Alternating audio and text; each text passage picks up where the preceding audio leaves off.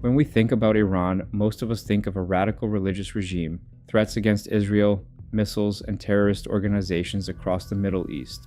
Well, that's not exactly the case. Not too long ago, Iran looked completely different. In the streets of Tehran, women walked without hijabs, modern universities opened across the country, and Iran was considered one of the most modern and westernized nations in the Middle East. So how did a country that once tried to become a symbol of modernization turn into one of the most extreme and anti-Western regimes in the world? To understand how Iran reached this point, we need to go back hundreds of years.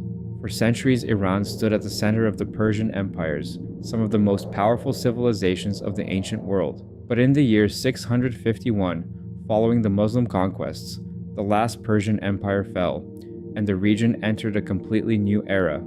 Those conquests gradually transformed Iran into a Muslim country. Over time, the Muslim world split into two major sects, Sunnis and Shiites. While most of the Muslim world became Sunni, in the 16th century, the Safavid dynasty established Shiite Islam as the official religion of Iran, a decision that continues to shape the country's religious and political identity to this day. In the 20th century, the Pahlavi dynasty came to power and began transforming Iran into one of the most modern and westernized countries in the Middle East.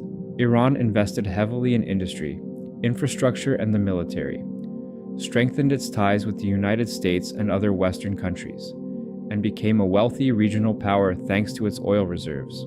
Yes, we are still talking about Iran, the very same country that today is associated with the Islamic regime, conflict with the West, and support for terrorist organizations across the Middle East. But behind the modernization process, a darker side was beginning to emerge. The Shah ruled the country in an authoritarian manner, suppressed the opposition, and used the secret police, Savak, which became notorious for arrests, torture, and brutal political repression. But one of the most significant events took place in 1953. At the time, alongside the Shah, Iran also had a prime minister named Mossadegh, who sought to transfer control of Iran's oil to the state and reduce British influence in the country. Fearing the loss of their interests in the region and the growing influence of the Soviet Union during the Cold War, Britain and the American intelligence agency helped orchestrate a coup that overthrew Mossadegh and significantly strengthened the Shah's power. For many Iranians, the coup became a symbol of Western interference in Iran's internal affairs and created a sense of humiliation and anger that would shape the country for many years to come. In the years following the coup, the Shah's rule grew stronger, but at the same time, dissatisfaction among the Iranian public also continued to grow. Many viewed the Shah as a corrupt and disconnected ruler who was bringing Iran closer to the West at the expense of the country's religious and traditional identity. Amid the growing public anger, a Shiite religious leader named Ruhollah Khomeini began to gain power.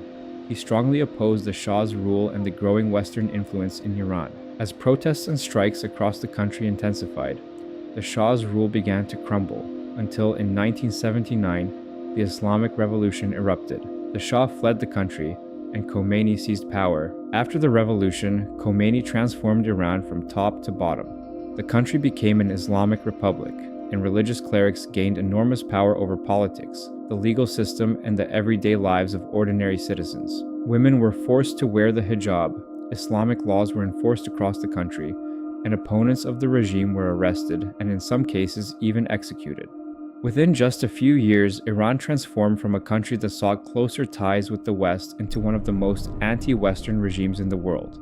The Islamic Revolution did not just change Iran, it changed the entire Middle East. The new regime cut ties with Israel, became one of the West's greatest enemies, and began supporting terrorist organizations across the region, including Hezbollah and Hamas. Over the years, Iran invested billions into weapons, missiles, and armed groups in an effort to expand its power and influence across the Middle East, while remaining in an ongoing conflict with Israel and the United States.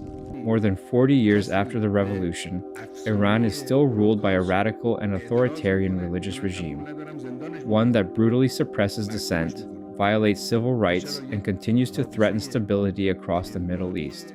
What began as a revolution against dictatorship, corruption, and foreign interference gradually evolved into one of the most radical and dangerous regimes in the Middle East. Yet despite the image of strength projected by the Iranian regime, millions of Iranians continue to live under political oppression, strict religious control, and a deepening economic crisis. More than 4 decades after the revolution, Iran still appears to be struggling over its identity, caught between an ancient Persian past, a radical religious regime, and a younger generation yearning for a different future. This video took a lot of time and research to create, so if you enjoyed it, I'd really appreciate your support. And if there's another topic you'd like to see covered next, feel free to leave it in the comments.